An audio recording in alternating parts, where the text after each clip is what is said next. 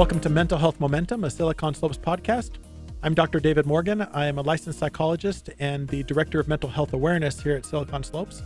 And on this podcast, we talk about mental health issues in business and beyond and look for solutions. And my guest today is Brandy Vega. Hello, Brandy. Hi there. I'm going to read Brandy's bio to you, but before I do that, I'm going to let Brandy say it's about time, because Brandy and I have known each other for almost 2 years now and collaborated on a number of different things, and now she's finally on the podcast. So yay. I know. We've been working together for about 18 months exactly. now. Yeah. So here we are. So it's about time. It is about time, and I'm very happy to have you here.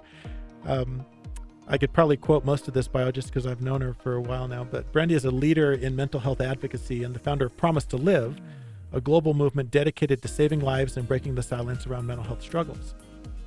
Under her leadership, Promise to Live has reached millions of people in over 100 countries through powerful initiatives, global live streams, and impactful community events.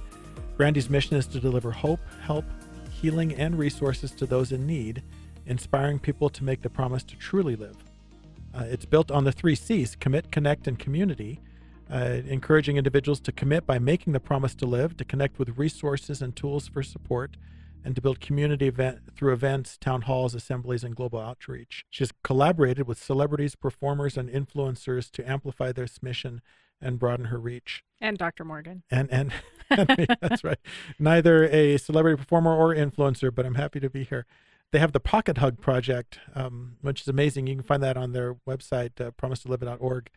It's shared resources directly with over 70,000 people, providing simple but meaningful reminders of hope and support. They've also done a global live stream in Hollywood several times now, yes? Yeah, this will be our 4th year, but last year we did it in Hollywood, this year in Hollywood again. Nice. Reached millions of viewers last year, brings together real stories, expert insights, and live performances, creating conversations and awareness. The Pocket Hugs are also used in the Pocket Hug Challenge and the Holiday Hug Project, again, distributing thousands of tokens of hope to those struggling. In addition to her work with Promise to Live, if that wasn't enough, she is the founder and CEO of Vega Media Studios, which is a video production company that helps share impactful stories and create high-quality content. She also does freelance work for the Church of Jesus Christ of Latter-day Saints and has contributed to their global broadcast for over 20 years. As an entrepreneur, humanitarian, Army veteran, Brandy is dedicated to making a difference. Also adopted a foster child and has served as a surrogate to help a family experience the joy of parenthood. For Brandy, family is everything, and her life's work is about purpose, compassion, and community, encouraging others to live boldly and with meaning. It's interesting to read that because typically on these podcasts, I've usually met the person maybe just before we've communicated via email, and I've met them just a few minutes before in the studio. So I read their bio and I'm like, yeah, that's probably right. But I know this is right because those things are accurate. So it's accurate. I'm sorry accurate. It was so long. Jeez. It always sounds longer when you read it. Yeah. Who is that person? She's done a lot. She must be really tired. Brandy is a dynamo, and she is fiercely committed to mental health, and I love that. And it's been a blessing to work with you. Tell listeners just a little bit about your own personal experience with that. Some have probably heard your story, some probably haven't. I don't know if you want to get into that or not, but just tell us about how Promise to Live came about and why you are a fierce advocate for mental health. Yeah, I think when you experience something, it gives you, greater insight, a passion for it. When I was a youth, I attempted suicide. I was about 12 years old and it was a dark time, and I ended up getting out of that. And so I was always passionate about mental health. In fact, I took classes and I became an advocate 20 years ago. Before that was even a thing. Yeah. Yeah. Exactly. I was working with the Attorney General, the former Utah Attorney General, and I was going to schools and I was helping teach suicide prevention, things to look for, just because I had overcome it, and I was very passionate about that. But then it hit home when my 12-year-old daughter unexpectedly, no signs, tried to end her life. And it was hard because I had just built my studio. I had just adopted the baby. I had just been a surrogate, like all these things. And I volunteered at the hospital doing spiritual care, and Nobody Dies Alone. I did that for many years. And it's like you're doing all these things and you're doing the best you can as a single parent, and you think you're doing pretty good. My daughter had started junior high. She's very interesting, artist and college reader from 5th grade on, just very bright. But when that happened, it shocked me because I didn't see a specific sign. Oh, Right. XYZ, she's going to do it. No, it was like, oh, she's in junior high. She's pulling away. She's doing this. So it happens. I'm floored. And the shame and the stigma, I shared, hey, pray for my daughter. She's in the hospital. We don't know what's going on beforehand. And then I found out what happened. And I was so mortified and ashamed and embarrassed and sad and just all the things that we buried it. Well, because you think you can prevent it too, right? You think, well, you went through this, so clearly you figured out how to avoid that type of thing. And then all the advocacy and the training and stuff, and you kind of figure, Yeah. well, this is easy. Yeah. Well, and dang it, I don't want to cry today. I'm a little emotional. I don't know. But the hard thing was you feel like such a failure. Yeah. I remember thinking, this girl I've given everything to, that I've tried my hardest with, would rather be dead than be with me. That was hard. And I didn't want to talk. I didn't want to share it. I didn't want, it's like, you don't want people to know your pain. And so we didn't. We buried it deep, dirty secret for 2 years. Thought we were okay. She didn't really want help, but we talked about it a little bit. During that time, we went to my friend's son's funeral who took his life, and he was 15. And I remember that was like one of the hardest things we've ever done because I saw my baby laying there in that casket. Mm-hmm. And when the parents got up to talk, I could imagine myself being up there. And I thought that was enough. I was like, okay, she gets it. We're in the clear. And 2 years later, if her friend hadn't had the courage to call 911, police woke us up, my child wouldn't be here. And that time, we didn't know for almost 2 days if she was going to make it or if she'd be impaired permanently. And I just was praying for a miracle, like probably everybody who's been through this. And I was begging God for a second chance. Like, why is this happening to us? I'm working so hard, Right. I know what to look for. And I finally broke down in my car at Primary Children's and I just said, I need help. And I know some of you have been through it because I remember over the years, like seeing friends post cryptic things. Oh, my kid died. But Sure. like nobody says really Right. why. Sometimes you speculate, you think this or that. And I just said, I know some of you have been through it. What do I do? Where do I go? If she survives, I can't risk losing her. And I don't know who to trust because everything was so scattered. Right. And that story went viral. My breakdown, my most vulnerable. I spent my whole career as a broadcaster. I was a broadcaster in the Army. I'm used to being on camera, on video. I'm used to telling the stories, Right. not being Right. the story. But that video was the worst moment of my life, and I shared it. And it got 12,000 views overnight, and I had hundreds of messages, and I was just blown away because I didn't know everyone else was going through it like me. And my friends at NBC called. Again, hey, will you share your story? I was like, heck no, absolutely not. It was so insulting. Yeah. Yeah. And I lived that world. If it bleeds, it leads. That was my world. It was like, oh, okay. And then when it happens to you, I was like, are you out of your mind? I told him no. But later that day, as I was begging God to save her, I was told clearly, whatever your faith is. But for me, I heard a voice, got a message that said, I'll give you a second chance, but there will not be a third. What are you going to do? And I was like, God, if you save her, anything. And within an hour, she woke up and I was holding her hand. And I said, baby, are you glad you're alive or do you wish you would have died this time? Yeah. And she said, Mom, I didn't really want to die, but it was too late. And that for me was a turning point. That for me is kind of what clicked on, is seeing everybody else's pain. And then it's been a long road. It's been 5 years? 4 years. 4 years. Mm-hmm. I've been fighting to keep her alive for over 5 years. And this happened in 2021. And at that point, I was like, okay, I'll do anything. What is that? So I went back to work and I was working with all the nonprofits. How can I help? And then I just started to see the breakdown because I couldn't find the resources when I was in the hospital. I couldn't find the tools. And 2 weeks later, NBC called me back and said, will you share? Nobody will talk about it. I was terrified. And Dr. Morgan, I just thought, if I'm terrified, I worked in law enforcement. I worked in the military. Right. I'm used to being on TV. I've been a voice and a face for many years. If I won't talk about it, who will? Right. And I felt like it was almost a challenge. So I'm like, I'll do anything but that. No, not that. And I did the message on local news. And I just said, if you're watching, stop what you're doing and go ask your kid if they're suicidal. Honest questions, honest answers. And this is kind of where it really was revealed to me the magnitude of the work that needs to be done. After it aired, a dad messaged me and he said, "You just saved my daughter's life." I said, "Me? What? You're confused. What do you mean?" He said, "We watched the story. I went to go ask her, and she was in the process of trying to kill herself. We're at the hospital right now."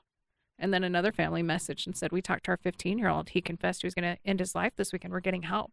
So that's really what started this mission, is if me speaking out and finding the courage, which was hard for me, saved 2 lives that I know of, of people that actually reached out to me directly, then I thought, well, what can we do?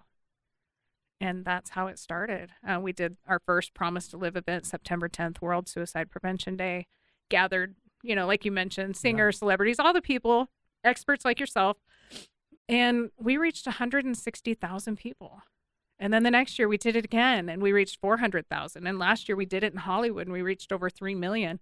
And we're going to do it again this year. And I think we're going to be just double, triple our numbers. And for me, it's not about numbers.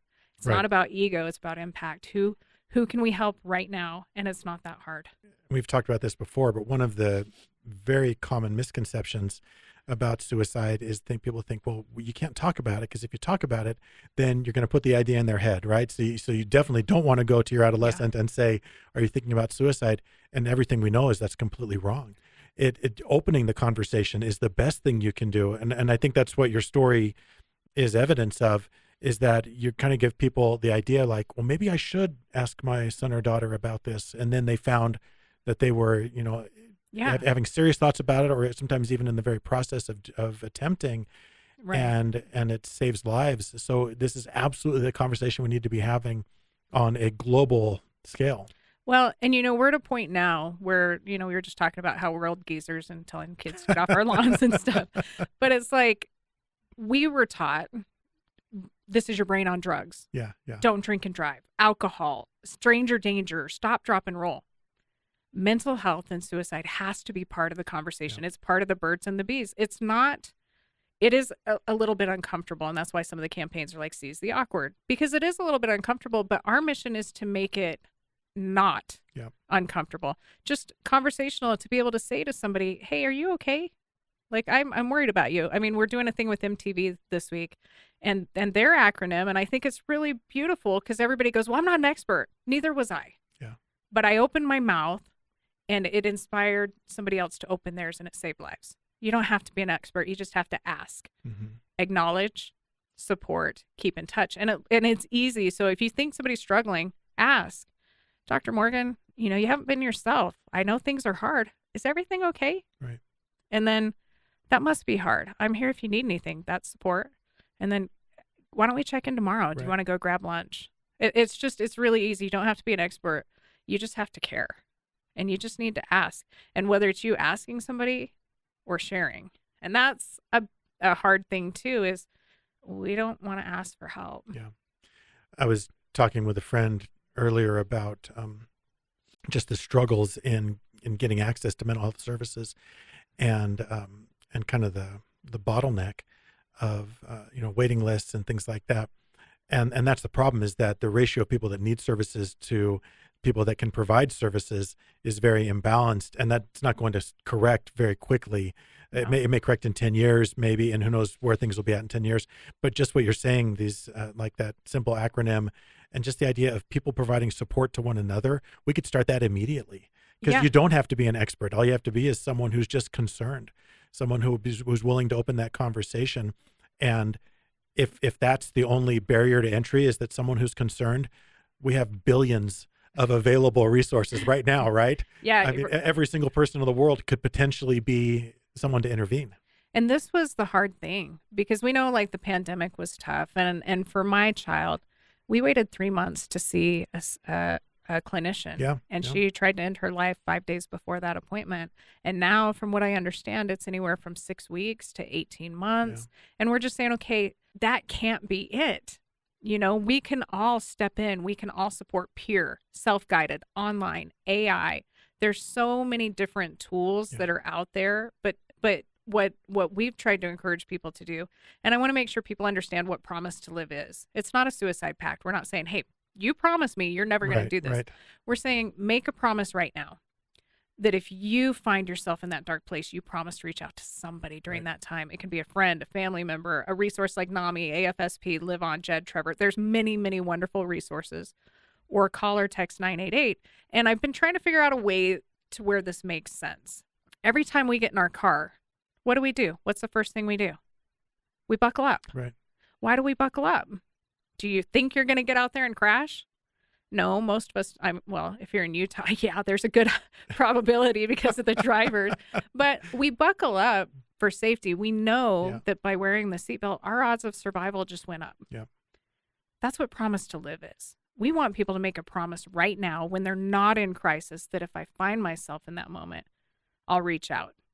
Promise to Live is literally like a seatbelt for your soul.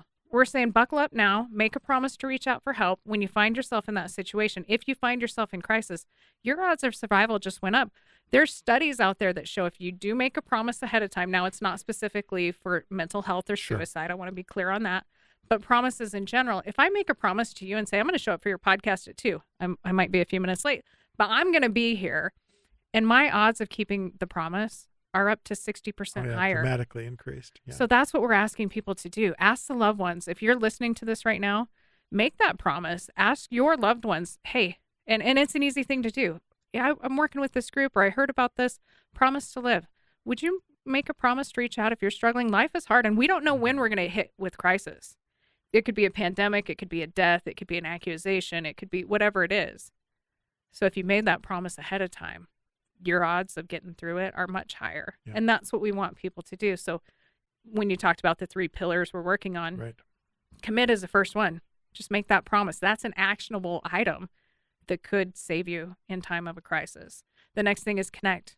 We're trying to connect them to good resources, tools that they can find online, through online, self-guided AI, therapist, event groups that host things, like NAMI and AFSP for these groups, and then building that community. And we've been doing that for 18 months in partnership with Silicon Slopes by hosting these town halls, helping people have the conversations within their homes, their communities, their businesses, online, globally. There's so much power in connection. And the Surgeon General issued the loneliness epidemic. Yeah. And that's why with Promise to Live, we ask people to make the promise to live. And we have these coins. I didn't bring one with me, but it's a coin to keep and a coin to give, because Promise to Live is twofold. It's the number 2 for a reason. I make a promise for me, but I also want you to. We got to look out for each other and make sure that we're still here tomorrow, because it's tricky. Well, and I love the idea of connection as well, because when you're asking people in that dark moment to reach out to someone, they need someone to reach out to. Yeah. Right. And so, and if we're not doing the work to foster those connections, then that can be tricky. There's 988 and other resources that people could reach out to. But in a lot of ways, and those are great, absolutely wonderful in times of crisis.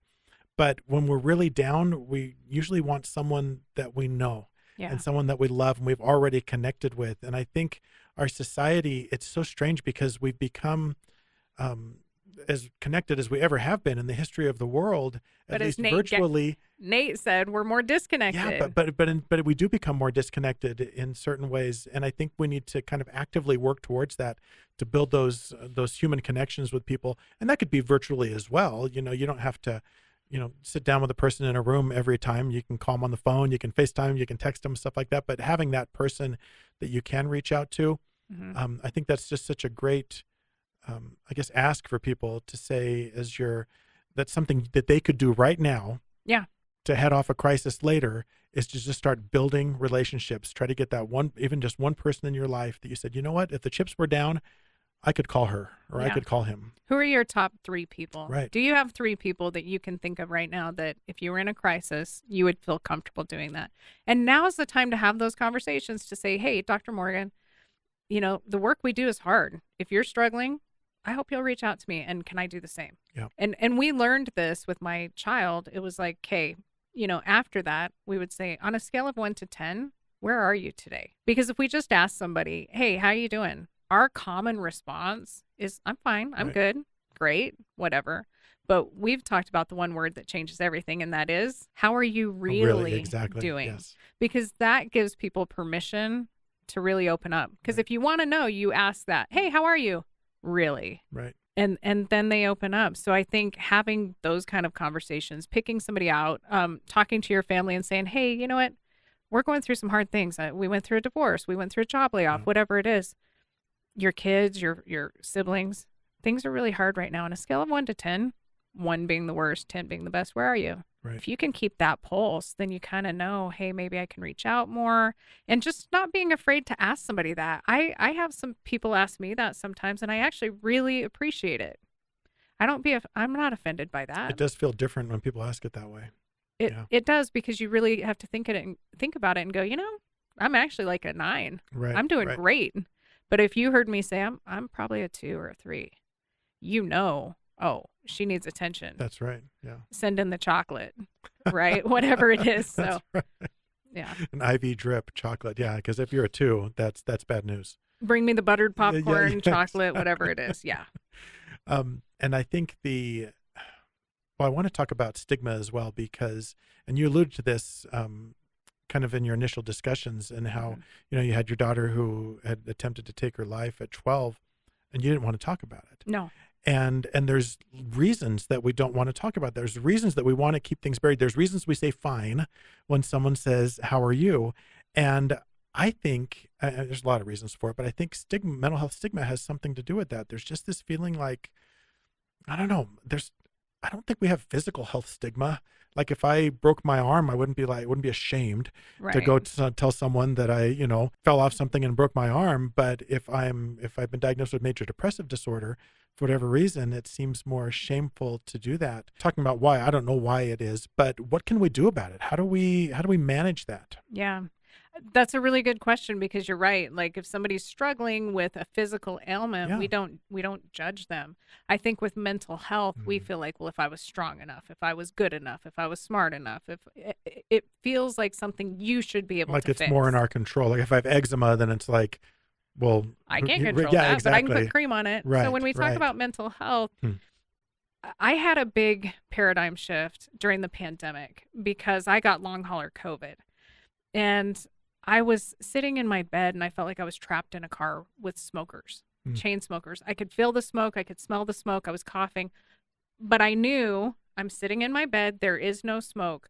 I'm not really smelling this or feeling this, but my body was reacting, and it had me really confused, because I just thought, man, this might be how somebody with split personality or multiple personality disorder, or, dealing with these sort of things feels. You know what's real, but your body and your brain are telling you something else. Right.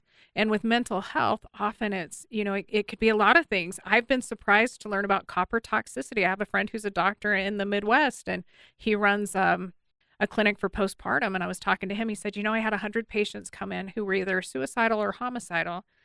And he said, the one common denominator was copper toxicity.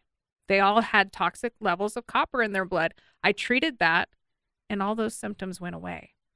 And that clicked with me, because just thinking about how the brain can manipulate our thoughts. Yeah. And so when we think about people with mental illness, it can literally be a swelling or a chemical compound or something that we could treat if we knew. Yeah. And just being willing to open up and have the conversation. I love some of these people like Corey Stevens and who've been bold, who spoke openly about their mental health challenges and struggles. Because when we see successful people open up and say, I'm struggling, it kind of gives us all permission to say that, or to feel that and go, okay, I'm not broken. Because for me, I was terrified. I'm like, I'm a single mom. I was just a surrogate. I just adopted a baby. If foster care finds out that my other kid tried to end her life, are they going to take my baby? Are my clients going to think I'm pathetic? You have all of these thoughts that are like, it's not about you. Yeah. And somebody throughout this process, I've learned so much in the last 4 or 5 years that's just really opened my eyes. I couldn't understand how my child would want to end her life. I look at it and go, yeah, I'm a single mom, but I've given you everything. You've never been abused. You've never gone without food. You've never gone without shelter. All these things, you look at it and go, doesn't make sense. And somebody from AFSP explained this to me. They said, all the people who jumped off the buildings at the Twin Towers during 9/11 died by suicide. And I'd never thought about that.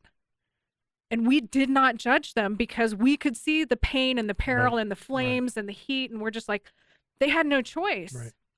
Sit there and die or jump and die. They said the people who are struggling with mental health feel that same heat, that same pain. Just because we can't see it and we can't feel it and we're not going through it doesn't mean it doesn't exist in them. Yeah. And so that helps me really have more empathy for people who struggle, because you do look at them and you go, man, you have everything.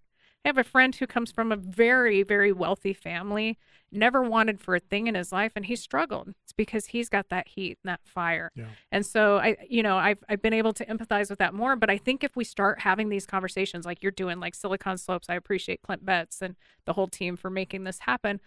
When we talk, we start conversations. When we can start a conversation, we stop the stigma. When we stop the stigma, we save lives. It's simple.